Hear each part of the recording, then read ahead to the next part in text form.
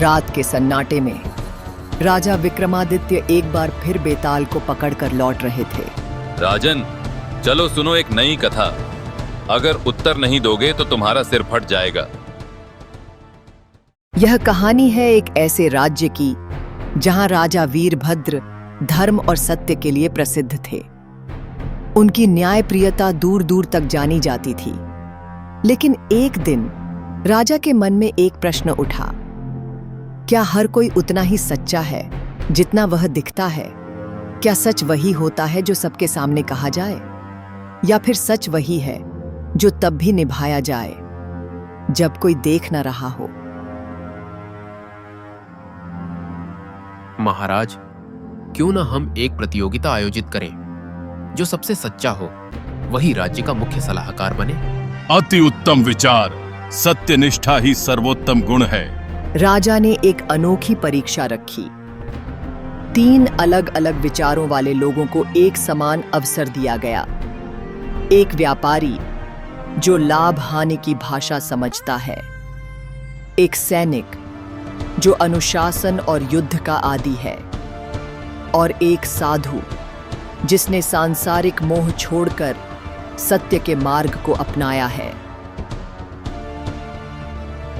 हर किसी को एक सोने का सिक्का सौंपा गया और कहा गया, जहां कोई न देखे वहां जाकर इसे लौटा दो।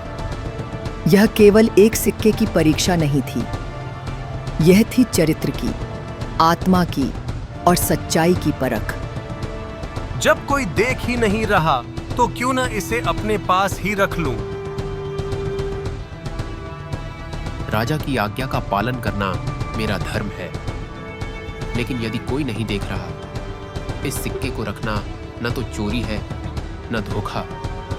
यह है मेरा अनुभव। राज्य की रक्षा करता हूं तो एक सिक्का मेरा अधिकार भी हो सकता है। यह सिक्का केवल धातु नहीं है, यह मेरे आत्मबल की परीक्षा है। चाहे कोई देखे या न देखे, परमात्मा तो सदा साक्षी है। सत्य का पालन तभी सच्चा होता है जब उसे निभाने के लिए कोई पुरस्कार न हो। मैं लौटाता हूं यह धन क्योंकि मेरा कर्तव्य ही मेरा धर्म है। जब तीनों लौटे तो राजा ने उनके चेहरे नहीं, उनके कर्म देखे और जाना कि सच केवल शब्दों या ऊंची बातों में नहीं होता। केवल वही सच्चा है जो अकेले में भी सत्य का पालन करे। साधु ने अपना कर्तव्य निभाया है, वही मुख्य सलाहकार बनेगा। सच्चाई तब प्रकट होती है जब आप जानते हैं कि कोई नहीं देख रहा, फिर भी आप वही करते हैं जो सही है, और यही साधु ने किया।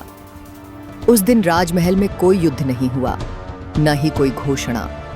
बस एक सच्चा निर्णय लिया गया जिसने पूरी प्रजा को यह सिखाया कि जहां कोई न देखे वहां भी सत्य का साथ देना ही असली धर्म है।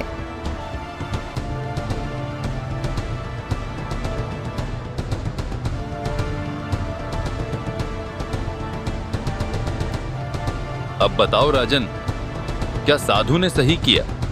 अकेले में भी सच बोलना कितना कठिन है। जो अकेले में भी सत्य का पालन करे वही सच्चा कहलाता है। साधु ने ठीक किया। सही उत्तर दिया। राजन, अब पकड़ो मुझे फिर से।